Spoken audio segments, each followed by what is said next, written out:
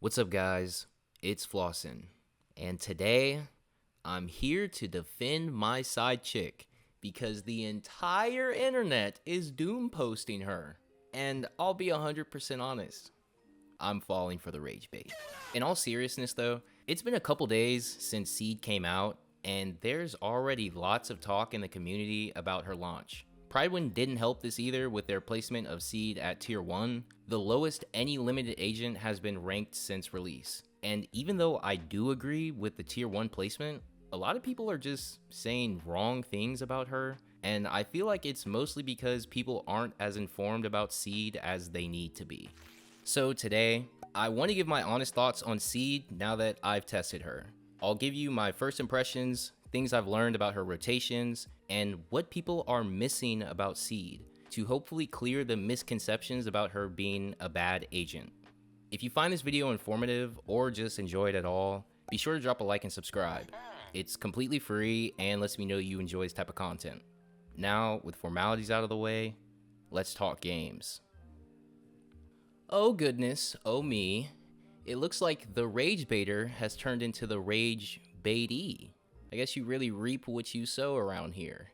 Anyway, let's do a quick rundown of Seed's gameplay loop so we're all on the same page. Nothing like a in-depth guide video, just the basics you need to understand the points I'll touch on in this video. So, Seed 101. The most important thing about Seed is that little bar below her health bar. You can fill this bar with her basic attacks, or by consuming her EX special, or even consuming another attacker's EX special.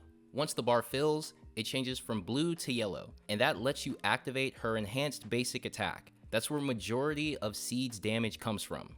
In caveman terms, hit enemy, bar turn yellow, hold button, Oonga Boonga punch. Seed's surface level loop is pretty simple, but here's the thing, that's only true if you actually read her kit. And clearly, some people haven't, okay? Now, I don't know why, but I've seen people trying to run Seed in wheelchair teams with Astra and Nicole.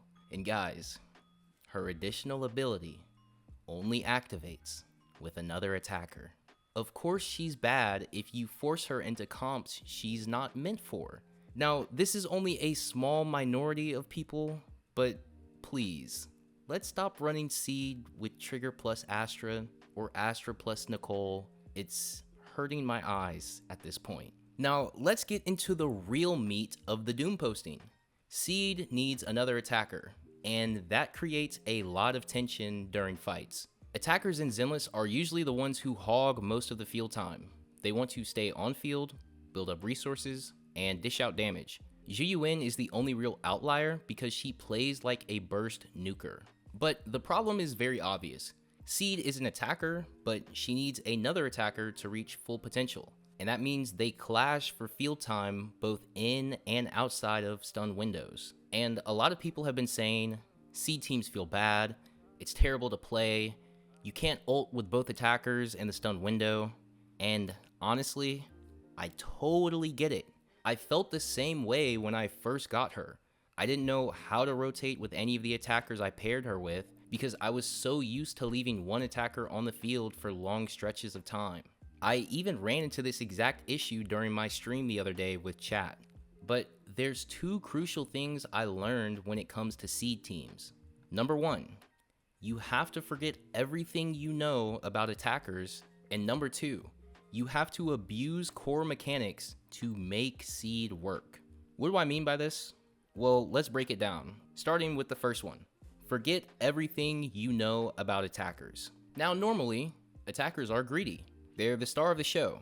But with Seed plus another attacker, you need to unlearn that. The second attacker's job is to help fill Seed's bar. Think of them almost like a support. You run a full basic attack string on them, then swap to Seed while they're still on the field, aka switch tech. During your rotations, you're gonna be constantly bouncing back and forth between the two, using full attack strings, swapping, and weaving in EX specials when you can to build Seed's charge. Also, something very important, don't activate the stun window with no resources. Now, early on, you should be filling Seed's bar so she can use her enhanced basic attack to not only build up decibels, but to also get damage out. But once you're around the 60 to 70% stun, you want to pivot and start stockpiling energy and resources to blow when the stun actually happens. The simplest way to put it, treat your other attacker like you treat supports in normal teams. Quick in and out attack strings, feeding Seed her resources. And that synergy also works both ways because Seed also refunds energy to her Vanguard thanks to her additional ability.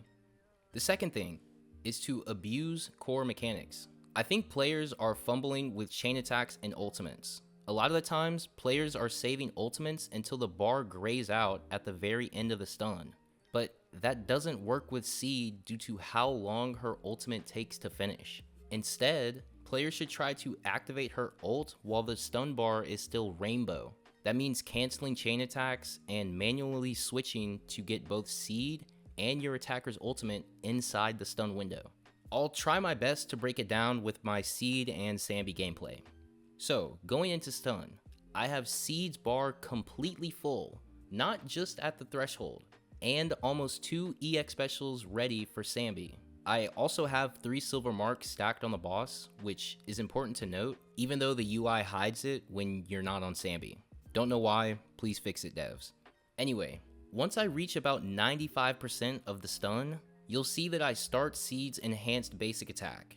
And you'll see here, while I'm locked into her punch, I switch tech into Sambi, consume her silver marks on the enemy, then EX special, and again consume 3 marks, with the last one triggering a chain attack.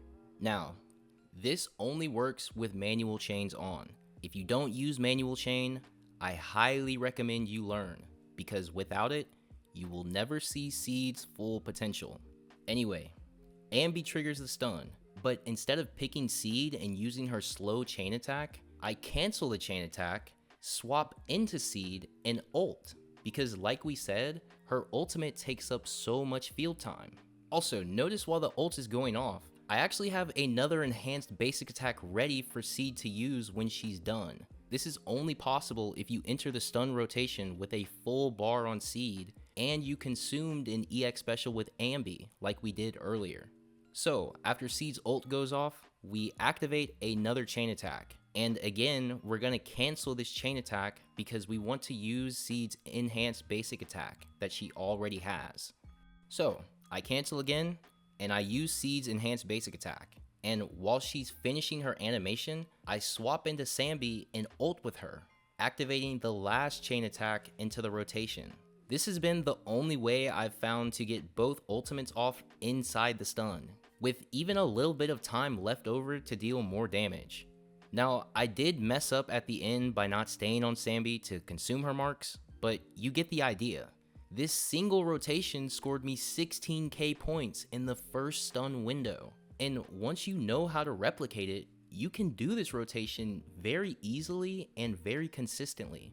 And just really quick, for those who don't know about switch tech is when an agent finishes a move even after you swap them out.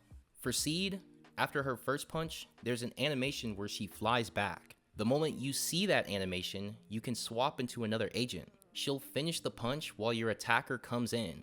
And this is absolutely crucial to her kit. Not just with Sambi, but with other attackers as well. And I really think that's what people are missing about Seed. She isn't bad, she's just very misunderstood. But I will be totally honest, Seed is not beginner friendly. You really need to understand the basic mechanics and rotations of the game to truly unlock her. But calling her bad, that's just rage bait, man. This character provides 1000 attack, 30% crit damage, a 25% damage bonus increase, and if you activate her additional ability, you ignore 25% of an enemy's electric resistance. How is she bad, bro? Somebody please tell me. I've tested her with Soldier, Zhuyuan, Anton, and I'll be testing her with Harumasa next. But in every case, once you learn the rotations that you're meant to be doing, she works beautifully. She's actually one of the best things to ever happen to attackers. She brings up characters that have been shafted for too long. Nekomata, I'm looking at you. Now, last thing I want to touch on is about Prydwen. Now, I don't usually like tier lists because ZZZ has way too much nuance, but honestly, Seed in tier 1 is fine. In fact, I think it's great. Now, I don't know why, but there are tons of people crying because they expected Seed to be this next coming of Miyabi or something. Again, not sure why, but asking for agents like that is not good for the game at all, especially when we know that the devs have been actively listening to our feedback as players. If we start asking for agents to be stronger than the last ones that came out, well, let's just say I can't log into Star Rail anymore and play Topaz in in-game content. Well, I can force her, and I'm still going to because I love looking at the huge wagon she walks around with. Alright, my bad. Lock in, Floss. Lock in. Anyway, I say that to say I don't want Zenless to turn into Star Rail, where I can't even log in and use my favorite character in-game because they've been outclassed. Not by a character that's intuitive and has cool mechanics, but by a character that has more stats than my favorite. Literally for zero reason. Guys, that is asking the developers for power creep. I think Seed being at tier 1 is healthy and good for the game. Agents should launch around tier 0.5, tier 1, dare I even say tier 1.5. That's balance. That's what we should want. And I think Prydwen absolutely nailed it this time. But yeah. I think that's enough yapping out of me. Guys, the Seed Doom posting is absolutely insane. And as the #1 Seed shill himself, I had to come out and defend my woman from all this slander.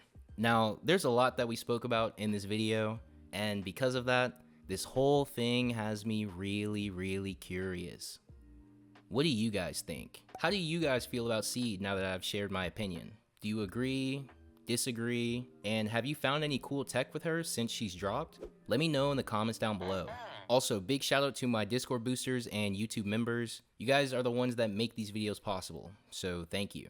But until next time, happy gaming. Bye. And may your pulls be ever in your favor.